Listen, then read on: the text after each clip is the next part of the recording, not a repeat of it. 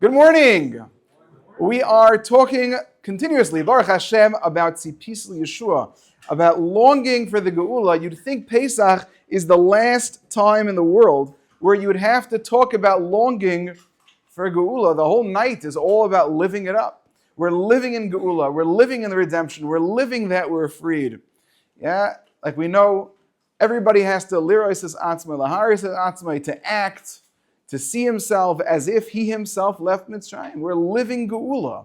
It's a tremendous level we've achieved, and yet we still are going to talk about it at this time of year. I want to point out two small things. Rabbi Rubenfeld has a wonderful sefer that he put out from his Rebbe, or his Rebbe put out, and he helped edit. In the very, very beginning of his Rebbe sefer, Rav Yunus and David Shlita, they write in there something very, very, very important about looking forward to things.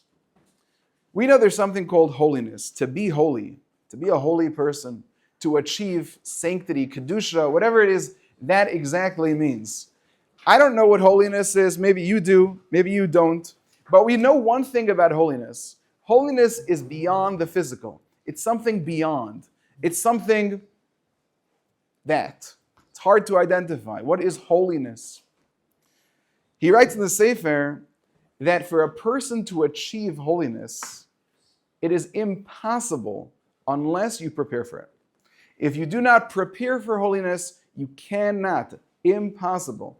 If you could spell impossible, I-M-P-O-S-S-I-B-L-E. It is impossible to achieve holiness unless you prepare for it. Tzipis Yeshua means that we're doing things to prepare for the holiness of Mashiach coming. You can't achieve it without preparing for it. And if we're hoping to accomplish something very great, for example, Shavuos is coming.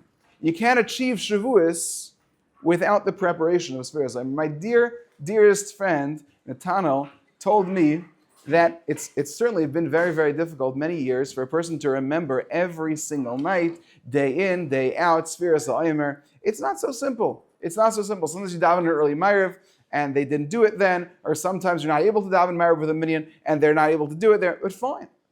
It's hard to remember. Every single night, Nathaniel, yes, still? Every single night, he has been pushing himself to work on this. Why? I told him, don't think it's a small thing, just counting a few numbers. It's not a small thing. You cannot achieve holiness without preparing for it. Lahavdil, if a person was getting ready for March Madness just passed, right? College basketball. How do they prepare for that? What do they do to prepare for it? You just jump into college, to March Madness? No, what do? You've got to research. You've got to make your brackets. You got to look at the teams. You got to see who's going to be drafted next year. You got to see who cares about the draft. You have to look into it. You can't go into March Madness without preparing for it. You certainly can't go into holiness without preparing for it. And preparing for it comes in a lot of forms. Certainly by longing for Geula, a person is able to really prepare for Geula and appreciate what exactly he's going to get. V'mheira v'yameinu, amen. Be'ez Hashem.